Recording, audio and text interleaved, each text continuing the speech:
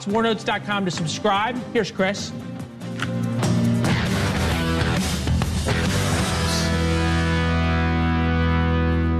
Chris Cuomo here. Don't mind the man behind me. He's just plugging me back in because I'm really a robot. His name's Nick, by the way. Thank you. Well done. Smooth. Of course. Appreciate it. Hey, that's live TV, my brothers and sisters. By the way, I still don't hear anything. Anyway, thank you for joining NewsNation. The focus here is exposing the games being played. Just come on in. They're not going to mind it. They're being played in our politics, okay? And that's why I'm not going to give you more of the breathless, Puerto Rico sucks, kill Cheney. I don't know. Dusty, talk to me and I'll tell you if it's good. Oh, yeah, I'm good. All women for Trump are weak. Look, those are all false propositions, okay? It's not what Cuban meant. I don't believe that's what Trump meant. That is what Tony Hinchcliffe, the comedian, meant, but he was making a joke. Bad joke? Okay. Bad choice to headline something like that? Okay. But are any of these things really supposed to be central concerns for you in electing the president of the United States? Of course not. We have become dominated by fringe thinking and fringe interests. Magnified minorities. Magnified by what? Social media and the larger media that is addicted to clickbait. So the campaigns have caught on to it, and they are in a desperate battle to scare you to death. And that death is voting for bad propositions because you're just scared. I believe the truth is enough. Personally, you know who and what Trump is. You know Harris's advantages and limitations. And you get that there are two very different ideas of who to help and how. That's all true. But you also know that no matter who gets elected, they're going to be hamstrung in doing anything by a divided Congress. If it's not divided, if somebody has both houses in themselves, they're going to get one thing done. And then the midterms are going to come. So that's like the worst case scenario if you're somebody who's afraid of what they're going to do. And Congress has been rewarded for refusing to work with the other side. So you know that's what they're going to do. So here's where my head is, okay? Everyone's telling you vote, vote, vote. You don't need me to tell you how to be a grown-up, okay? And you don't need me to tell you what to think or who to vote for, all right? My focus is this. One, from here on out, monitoring the election in terms of its security. Specifically BS about it being rigged, which is like the new boogeyman, okay? I hear way too many, even here on NewsNation before me, hyping election concerns as if they were legitimate, as if we didn't have a culture now or subculture of hundreds of lawyers, mostly on the right, peddling frivolous suits and pundits and players getting a pass on false allegations. Oh, there were all these double ballots, but we fixed it. BS. So I'm going to watch it, and I'm going to tell you what I think is BS. I'm going to tell you what is unsubstantiated. And if people can't show what they say they know, does not pass muster. All right? Bring me somebody who saw the fraud. Bring me somebody who saw a bag of fake ballots. All that BS we lived through. Second concern. I am way more worried about what happens after Tuesday. One, acceptance of the results. But just, it's not as simple as half the country's going to be pissed off because their person didn't win. I don't think they're going to be pissed off because the person didn't win. I think they're going to be pissed off because they've been scared into a state that they have a real expectation of chaos. And I'm just as worried about the people who do win in terms of what their expectations are for how the other side is going to get attacked. Now, I know a lot of you don't like it when I say this. I don't buy that this campaign is a proposition of the radical versus the racist. I don't believe those cells about either candidate. And again, I believe Trump is a uniquely flawed and problematic figure, and anyone else would have been disqualified from office by their own words and deeds long ago. And yeah, he targeted me and my family personally when he was president. And yet, I am fair to him and his ideas and those supporting him. And I must be, because the left thinks I've been red-pilled, which is, if anything proves how screwed up the current environment is, Cuomo's a Trumper. Listen, the reason I am fair is because that's the job. But if you want me to be personal about it, it's because I care about people who support him. Ones I know and just as much ones I don't. I get the movement that's pushing his potential. I just don't give him credit for it. Because he just lucked into being your spirit animal, as far as I'm concerned. I get the reason you want certain policies and the reason you're worried about certain culture changes. Doesn't mean I agree with you, but I get it. And I don't see people who choose Trump as being like Trump. I just wish for your sake you'd pick someone who wasn't so divisive, such that the grievances that you have and the concerns that you have that actually should absolutely be discussed, if not dealt with, get dismissed out of hand because of who comes with them. And I do believe VP Harris has a tougher challenge. She's running in a period of grievance about the status quo, and she is in power. No, she wasn't making the calls. All this stuff about what a vice president should do on their watch is such nonsense. But she's also black, and she's also a woman. And I don't think those help you get elected. And she's running against a man who really is a Teflon Don when it comes to not being judged as she or anyone else is in politics. 4 days left until the election, okay? And if you want to be scared of something, be scared that we're not smart enough to do better after the election happens. That no matter who wins, we focus not on, was it rigged, unless there's real proof of that.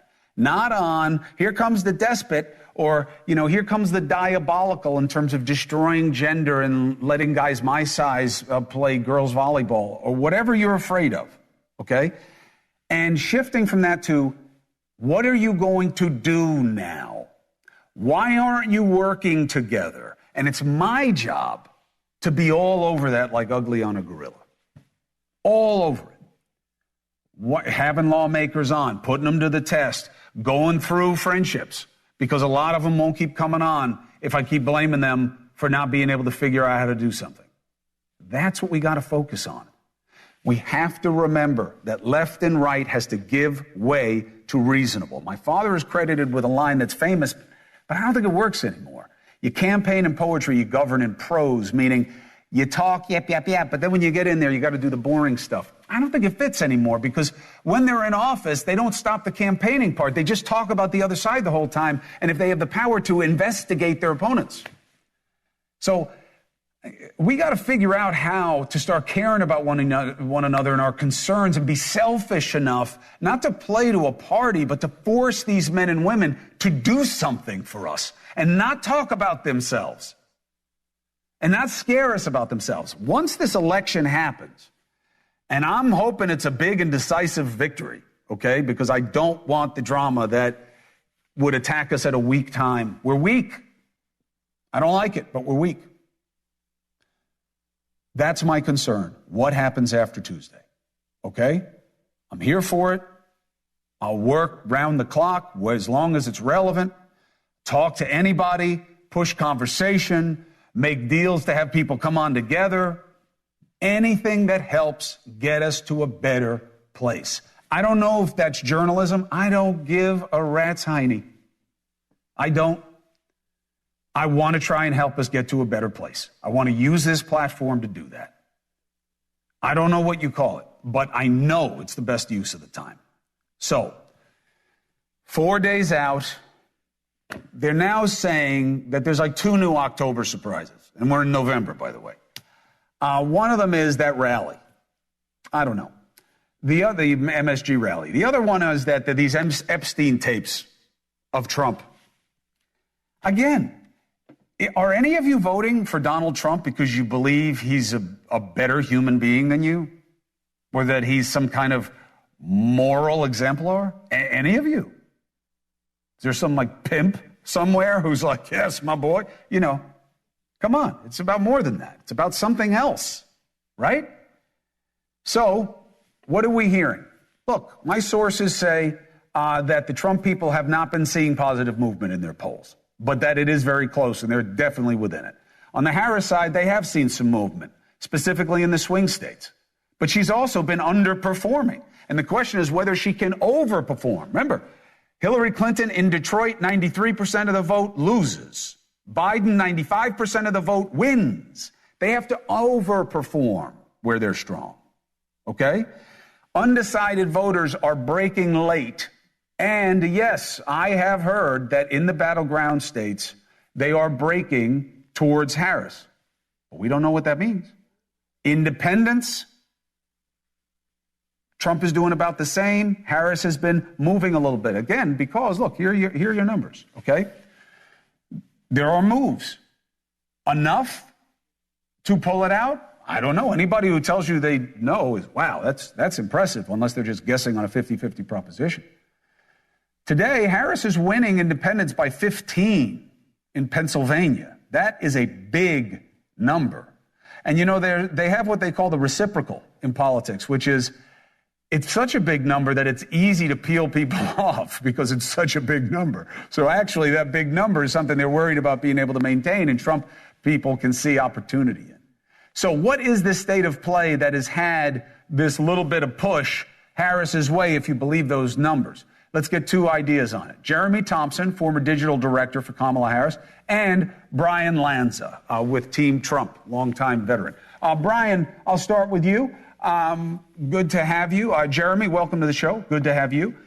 Brian, do you believe the trending? Do you think that what would be your explanation for Harris getting a little giddy up? First of all, thank you for having me, Chris. You know, listen, we don't believe the trending. It doesn't reflect any of the polls we've seen it out there, either public or private. So, you know, that's a new poll that's emerging. We'll take a look and analyze it, but it reflects nothing that we've seen in the last 2 weeks.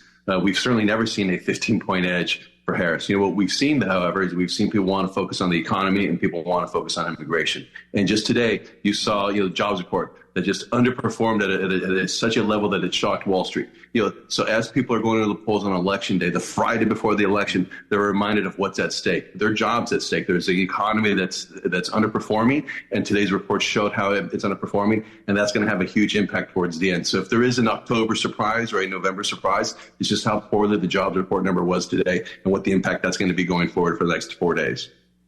Jeremy, how do you see it? Because, you know, your side is pointing towards changes in the economy that would attribute to her gaining momentum. The third quarter was higher than expected. Consumer confidence is on the rise. Why do you believe she's getting a late push? And if so, what is it? Yeah, and Chris, thanks for having me. Really appreciate your time. Look, I think it's simple. I think Harris has been on message throughout this entire campaign and has really pushed to bring tangible, specific solutions to the economic problems Americans say are important to them. I think when Americans are going to the polls, while gas prices today might be lower, while inflation might be lower, the thing they're talking about most is what are you going to do for prices at the grocery store? And Kamala Harris has made the case that she has plans that she'll put in place when she is president of the United States that will help address those issues, like fighting price gouging, for example, making homes more affordable, et cetera, her opportunity economy. And so I think the fact that the Harris campaign has been consistent on message, they're seeing pauses when it comes to independent voters. I will say, 15 points might look really good, but I have no doubt the Harris campaign is going to continue pushing as if they were dead tied in an election like this. Because, Chris, as you just said, you want to make sure you're grinding to the last day because you don't want voters to get too confident that they're going to win. Well, look what happened with Clinton. Hillary, of course. And just so for you guys at home, if you're just tuning in, nobody's saying Harris is up 15 points anywhere. We're talking about with independents in Pennsylvania. That's the most recent metric that just came out. It's one demographic in one state. That's what the margin is. Brian, help me with this.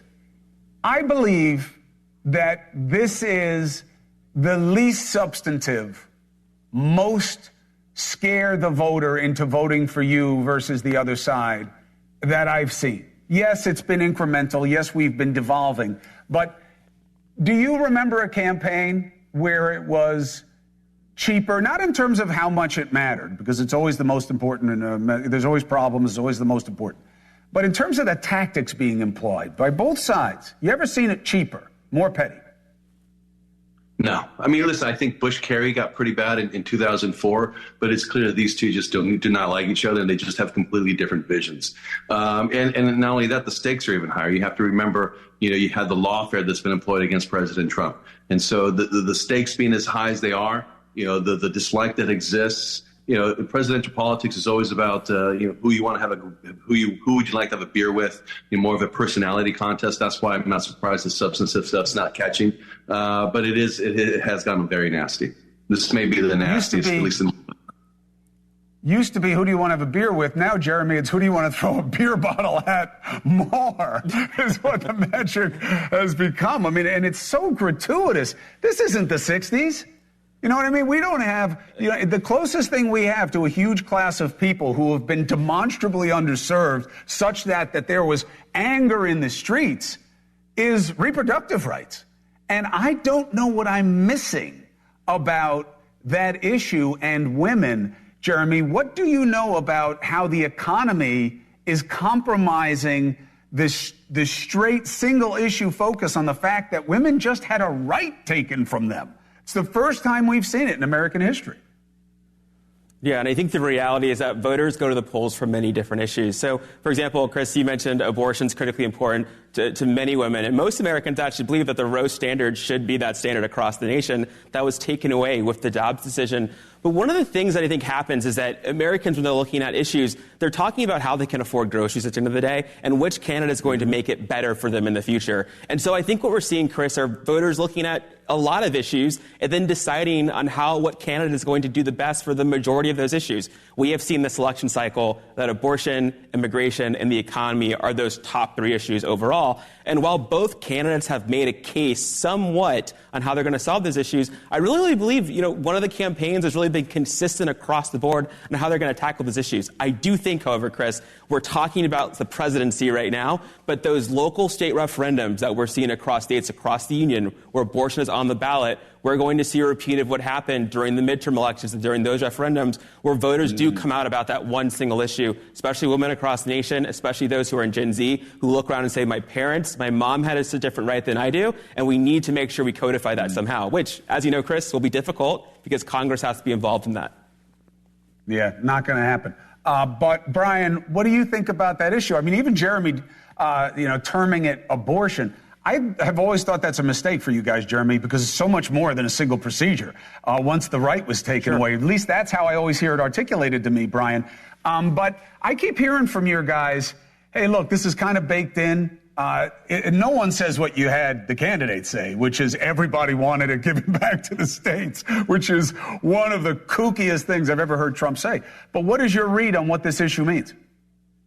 Listen, I think it's important to remember, President Trump has always been transparent with his position on abortion. He said in 2016 he released a list of judges who would work to overturn Roe v. Wade. I mean, that was the specific line. During his term, he appointed Supreme Court justices who were on that list for one of those reasons. And he does believe returning to the states. He believes that democracy is better served at the very local level, especially with something as personal as that. But I also think it's important to point out that the president has sort of moderated the party on this issue. Because if you look at where it first took place after Dobbs, we were talking about a national abortion ban. Now we know today that President Trump does not support a national abortion ban. Now we're talking about time. Now we're talking about, time restraints. He has sort of mentioned a sweet spot of about 16 weeks, not the 6 weeks that you see in Florida or in other states. And let's look at IVF. That's been an issue that could have been a damaging issue for Republicans. And now he's talked about, either having insurance companies cover the cost or the federal government backstop those things. So when you're looking at the issue of abortion and you look at the issue of President Trump, not only did he return it to the states, he's actually moving the party to the center on that issue where the party was just moving further and further to the right. I'll make Jeremy's point for him because I got to go. Listen, he's the guy who had the right taken away. That's who he is. Exactly. So the question is, how do people want to judge him for that? Will Republicans become the dog that caught the car, right? As we both know what that, well, we all know what that means. You wanted it, that's right. So we'll see how it plays out. Jeremy, I like where your head is in terms of saying the Democrats should be making the case of what they're for on the economy. We'll see what the voters think about how well she did that. And Brian, always appreciate you as a fair broker of Trump world. You're always welcome here. Gentlemen, take care. To be continued. Brian Lanza, Jeremy Thompson. 4 minutes, 5 seconds. Up next, opening statements today in a case that, by the way, I would have been more happy or more satisfied if the presidents, the people who want to be presidents, have been talking about this case that we're going to talk about. New York City. This guy, Daniel Penny, charged with manslaughter because he choked a guy to death in the subway because of what was happening on the car. Opening arguments before. Never before seen body cam video of the incident, by the way, was played for the jury. Hero or zero? Next, you decide.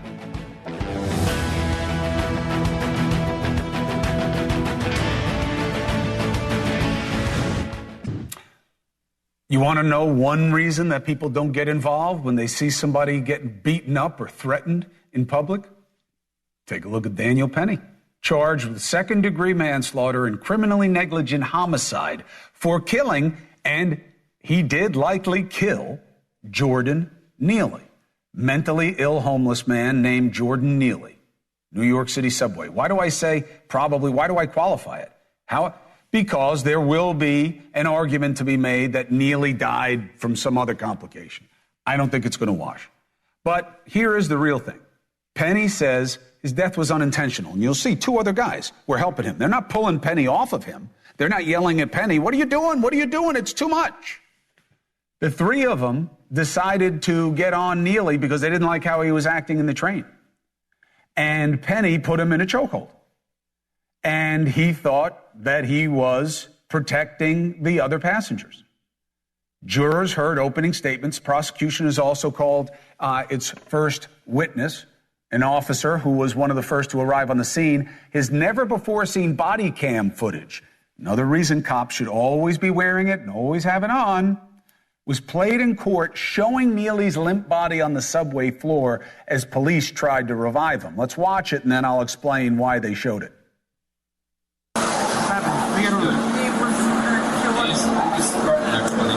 You got anything on him? What's that? You got anything on him? I don't know. Yo, my man. I just put him out. Yo. So he just came in and he was like, what, just speak poorly? Oh, yeah. Poor shit. That's right. You got a pulse on him? I feel a pulse. You feel a pulse? You breathing, right? Try it on the wrist. Try it on the wrist. This one? You got a pulse. You got a pulse. He's unconscious now. I understand. He's not breathing. It's not looking good.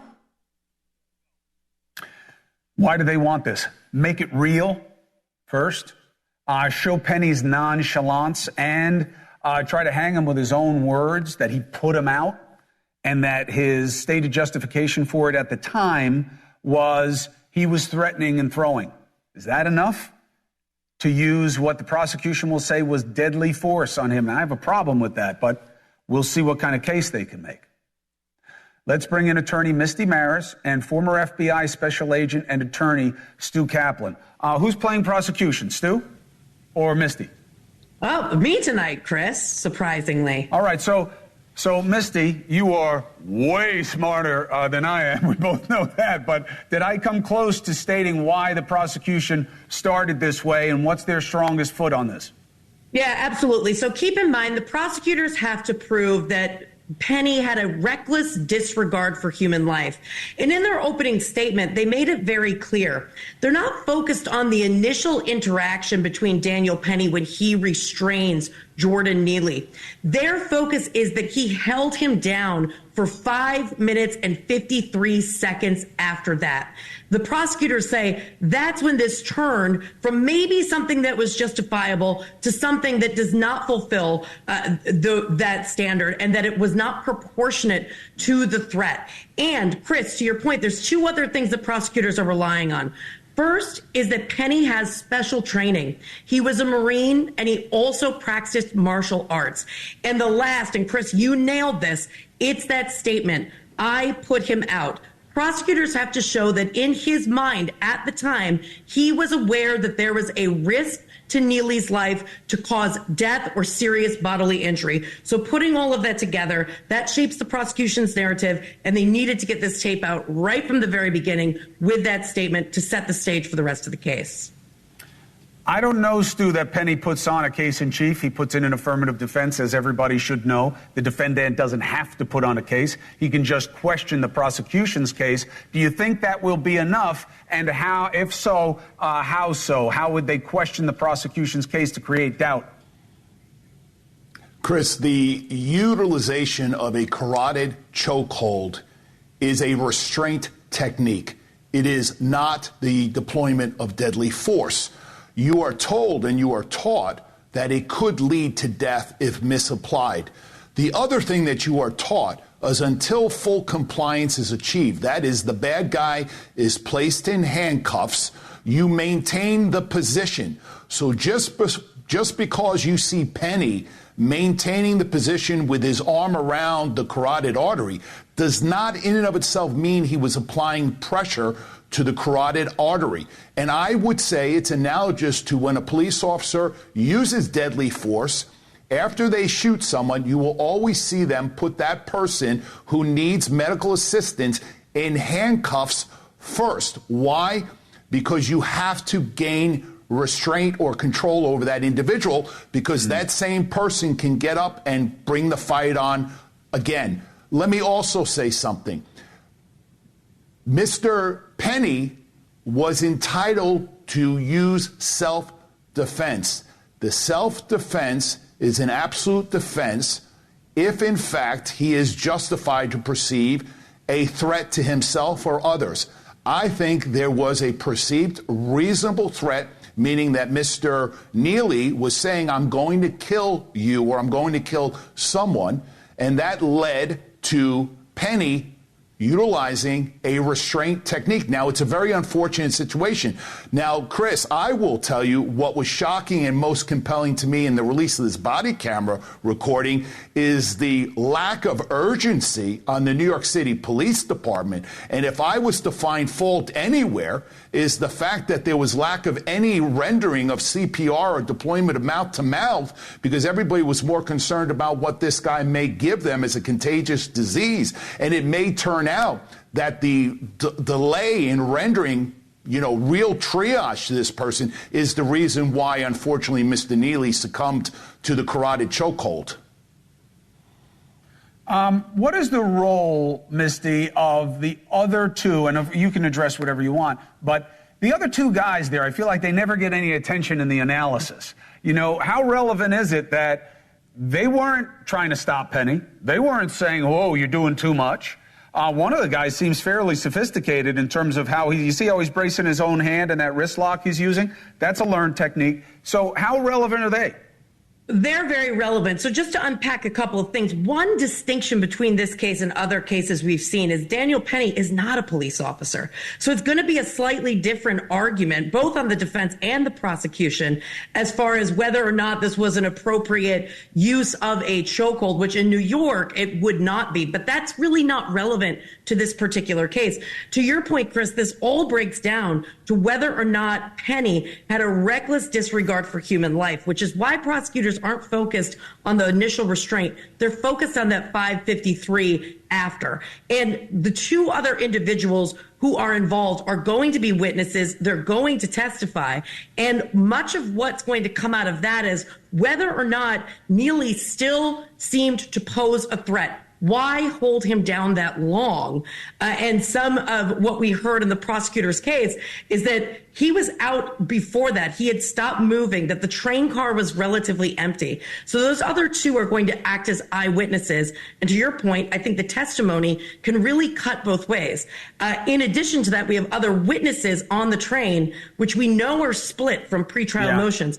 Some saying that they were concerned for their safety. Some saying that this was just another day on the New York City subway system. Well, that's because it's gotten rough, okay, and they're a little jaded. But I got to tell you, I hear that guy. I mean, we got to go. I'm out of time, which is like the dumbest excuse on TV. It's like I can use the time however I want. Anyway, I got to go to a commercial. But, hearing that other guy, Daniel Penny is sitting there, has got him in the chokehold, which is somewhat of an incomplete rear naked choke he has him in. He actually doesn't have it applied in a way that would make you think that he was trying to kill the guy, or that he is really good at the chokehold, by the way, because he isn't. But the idea of this other guy, you hear him saying to somebody, nah, he's fine. He's all right. We got him. We're holding.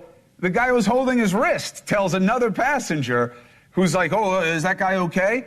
He's like, yeah, no, he's good. He's calm. Daniel Penny's hearing that, too. What role does that play in what was reasonable for him to believe? Stu, Misty, thank you both, and have a great weekend. Appreciate you. We'll go through this whole trial together, and I look forward to you helping me understand it. 4 minutes, 30 seconds. Next. This is really upsetting, and you tell me if I'm wrong. The government comes and takes a guy's pet squirrel, so you can't keep a squirrel as a pet. New York State authorities. They then euthanize the squirrel. Is this really what we need government doing? This was worth intervening in? You kill the squirrel? We have the owner comes, tells you what happened and why, and what happens now. I just want to say thank you to all of you.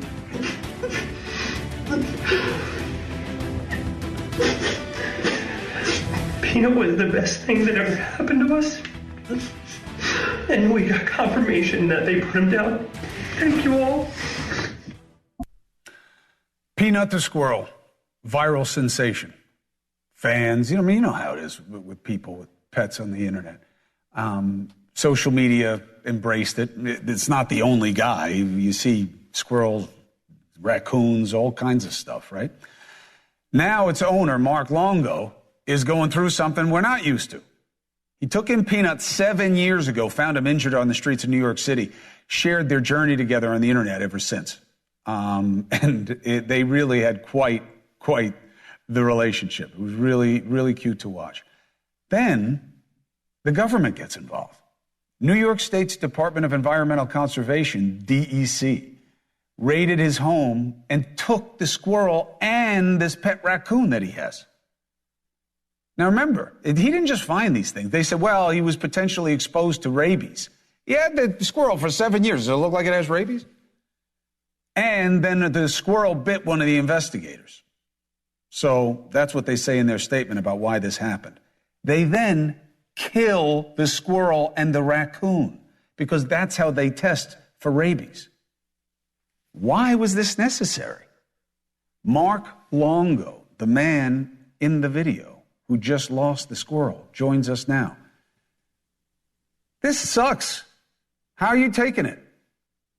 Mr. Cuomo, I just want to say thank you so much for inviting me on the show. What happened today and what transpired throughout this week has been nothing short of a tragedy and a disgrace to the New York State. 2 days ago, 10 to 15 DEC officers raided my home for a raccoon and a squirrel. We used resources from this state to kill a squirrel and raccoon and raid my house as if I was a drug dealer. We have resources to kill a raccoon and a squirrel, but we can't fix the major bridges down the street. Who do you think dimed you out on this?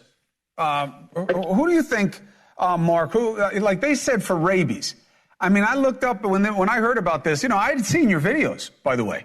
My senior producer, Jonathan, called me about it, but I had seen it. People loved it. I mean, it's one of the good things about social media. I mean, you did a great job with this animal. So I look up rabies, and they're pretty severe symptoms and demonstrations of behavior.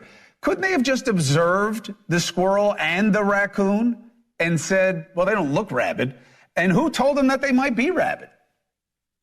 Sir, there's a quarantine period that is supposed to be happening. We did not hear from the DEC. We didn't even get a statement from the DEC. We heard it from another news station that they killed Peanut. Since they left my house, not a single DEC employee or state official even called me to tell me what happened. They came into my house. They even asked my wife for immigration status. They asked me if I had cameras in my house.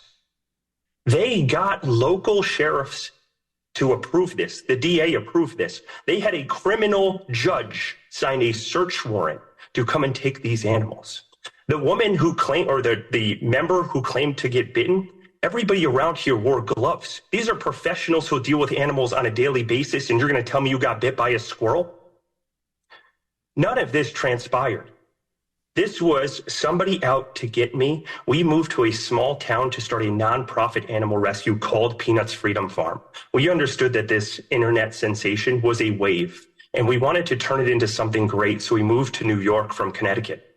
We moved here last April, and we started a nonprofit and have rescued over 300 animals, all in the name of Peanut. Peanut is the center of our organization.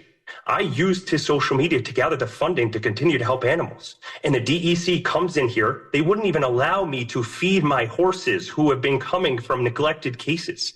They spent 5 hours taking apart my house for a squirrel and a raccoon.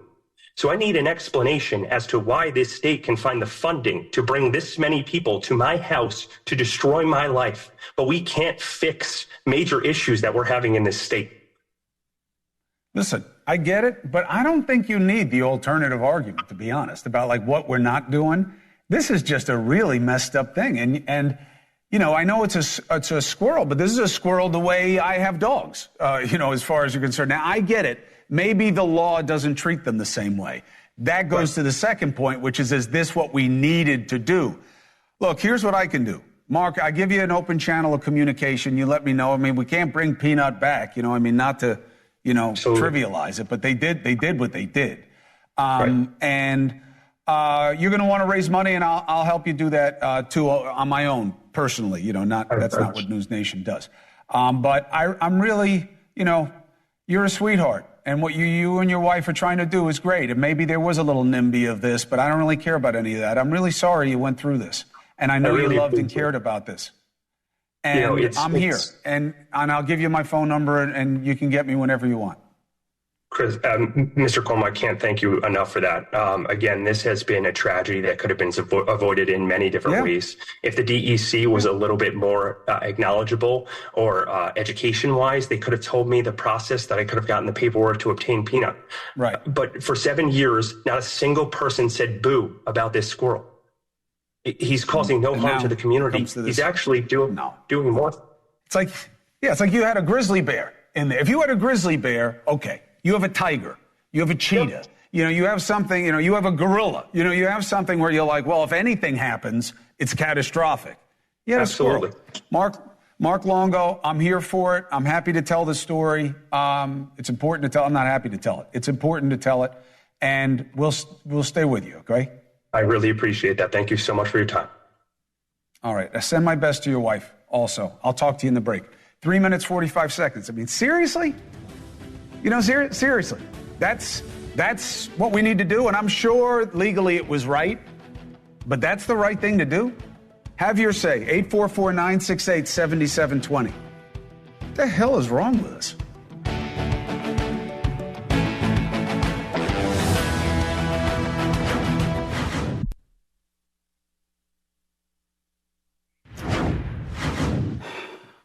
I feel bad for that kid.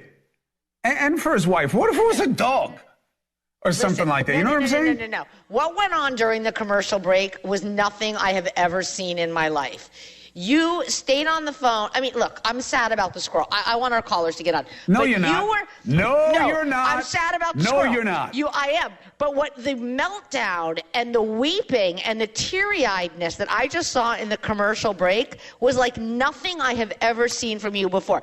I mean, it was literally First of all, I'm there for you. I'm going to come to your home. Hold on a second. We're going to have a morning together. None of that wasn't said. Hold on a second. First of all, that guy has more muscle on his left quad than you have on your entire body. Why is it it's not like he's a wussy. It's not because it's not like he's soft, that not guy. You're and he soft. should be upset. You're the one that was you're so talking upset. about me. Yeah, I feel bad for him. You took it harder than he did. They didn't see it in the commercial break. You were all. That's what we need. That's what we need a dozen law enforcement officers to do, is go kill a guy's squirrel. Let me make it clear to the audience. That guy has a right to be upset. You took it 10 times harder than poor Peanut's dad did. It was like it happened to one of your children. I've never seen you this upset. No, you don't like it. You don't think he should have had the squirrel in the first place. Another story. Let's get a call up. It's your behavior. It was your... See? See? That was overkill. Charles from Texas. And by the way, she has a pet that should be taken by animal control. I'm not going to talk about it. She actually has a pet that should be taken by animal control. If I tell them what you think about my pet, okay, you will have cat what lovers. is it? Let me ask you something. You think they hate J.D. Vance? They're going to hate you more. How many times has it bitten you? How many times has the cat bitten you? I'm just going to say this. If I tell the audience what you said about my cat and my relationship with my cat, I'm not a cat guy. You think J.D. Vance got it bad. You're going to get it 10 times worse. I'm not a cat guy. But I'll tell you what, I also love and I care about you as your emergency contact, and that cat has sent you to the hospital on multiple occasions. These are facts. You're just mad because your phone rings all the time. I get sent to the hospital. You don't care about me or the cat. That's an admission. All right, go ahead. I'll talk to somebody else. We're going to get like one call. Charles from Texas. I'm telling you. Lucky I don't tell people what you said. Hey, Chris. Charles, Texas, What's your Republican. How you doing? We're voting for the worst two candidates in American history. Bottom of the barrel. Why should we even vote? You vote in the local elections. You vote close to home because those things are definitely going to impact day-to-day community issues. And you vote because you care. The same reason you called in, Charles. I don't like your choices. I don't think they're equally sucky, but I think you deserve better. And I think the process has to change. I blame the parties as much as anything else. And I just hope that we collectively see that we have to be better to each other after this election so that we don't let the parties keep splitting us up over nonsense.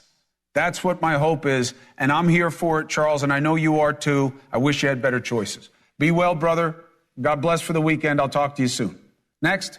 Okay, Ron from Lynbrook. Real quick, Ron. Yeah, Ron, what's your question? Penny was a hero. There should be no negative sanctions against him. He saved a lot of people that night. That boy that was on the train, he should not have been allowed in the subway system. They knew he had a problem. This is a tough one. I don't see it the same way you do, but I don't think that he showed reckless disregard. I think these other guys helping him subdue the guy is relevant and is going to be resonant with the jury.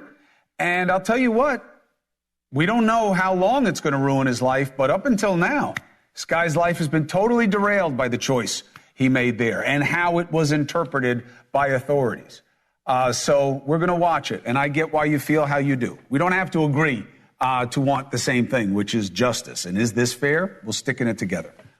We done? Well, come to me, Alvin. I just want to say one thing because I got knocked down yesterday. I didn't want to tell you this because you're my emergency contact, I didn't want my mother to know this, by a homeless man. I have a little cut on my lip, you'll see. And let me tell you something. The people that were around there would have choked that guy out in a New York minute, okay, because he knocked me over. Wait, so what happened? What happened? Did anybody do anything? Yeah, they came running to help me because I was knocked down on the ground. We got to go. But the guy just wandered away, and they wanted to go get him, and I said, I don't have time. But I have a cut on my lip. I scraped my hand. People shouldn't make comments unless they've been threatened by a homeless person on the streets of New York City. That's all I'm going to say. We got to go. We'll be right back.